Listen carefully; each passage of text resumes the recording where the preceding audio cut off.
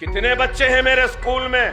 20,000 बच्चों में 600 यतीम, 700 ऐसे बच्चे जिनके वालिद ने वालदा को छोड़ दिया, तो 700 बच्चे ऐसे कि उनके माँ या बाप को सीरियस इलनेस है या कैंसर के शिकार हैं या किडनीज खराब है। रमजान के महीने में एक नई चीज मेरे सामने आई, उस पर भी काम कर रहा।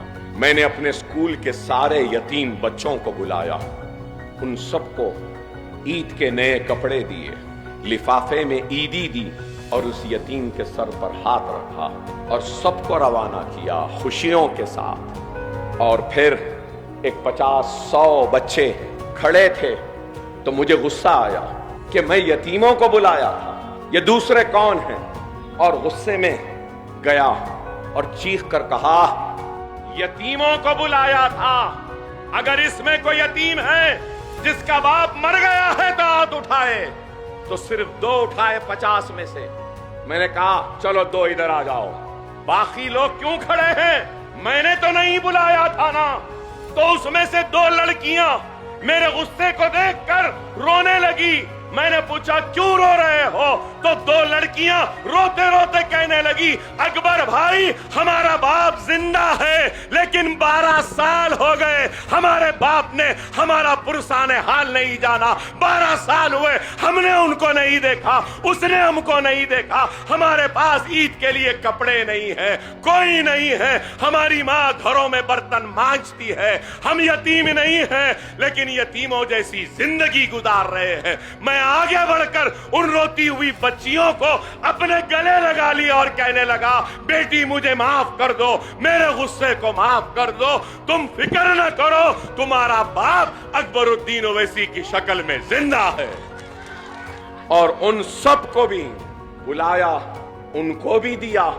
उनको देने के बाद जब उनसे ईद मिलने के लिए गया तो और एक चीज सामने आई, शायद करने वालों के सामने ही आता, जिससे कराना है अल्लाह दिखाता। फिर एक 4-5 बच्चियां आई और उन्होंने कहा, हम वो बदनसीब हैं जिनकी माँ का इंतकाल हो गए। मैंने हैरत से देखा तो उन लड़कियों ने कहा, अकबर भाई हमारी माँ नहीं है और हमारे माँ के इंतकाल के 15 रोज में ही हमारी वालिद ने दूसरी शादी कर ली। हमारी सौतेली माँ हमारा ख्याल नहीं रखती। 2 महीने चिचा के पास, 3 महीने नानी के पास, फिर 2 महीने मामू के पास, तो फिर 4 महीने खाला के पास। यूं ही जिंदगी गुजर जाती है।